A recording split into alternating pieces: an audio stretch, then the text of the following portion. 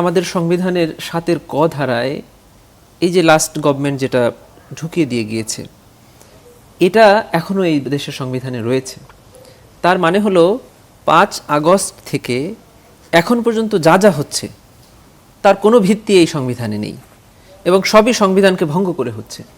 আমাদের হাতে কি আছে? আছে শুধু অ্যাপিলেট ডিভিশনের একটা রেফারেন্স, এবং এই রেফারেন্সটা দিয়েছেন অ্যাপিলেট ডিভিশনের তৎকালীন জাজরা, যারা এই রেফারেন্সটা দিয়ে আবার পালিয়ে চলে গেছেন, পালিয়ে গিয়ে যার যার ঘর থেকে পদত্যাগপত্র পাঠিয়ে দিয়েছেন।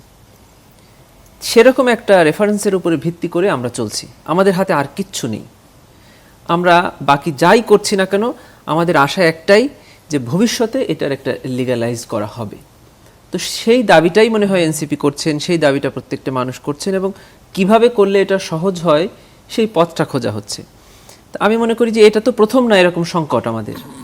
এই সংকট আমরা ৭১-এ একবার ফেস করেছি, সুন্দরভাবে কাটিয়েছি। এরপরে ৭৫-এ একবার এরকম হয়েছে, ৯০-তে একবার হয়েছে। অতএব আমাদের হাতে এরকম উদাহরণ আছে। তারপরেও কেন আমরা এই সংকট থেকে সকলেই একমত হয়ে উত্তরণ হতে পারছি না? তার ক্ষেত্রে আমি যতটুকু দেখতে পাচ্ছি সেটা হলো, সামনে যারা ক্ষমতায় আসবেন মনে করছেন, তারা শুধু তাদের স্বার্থটাই বেশি দেখছেন।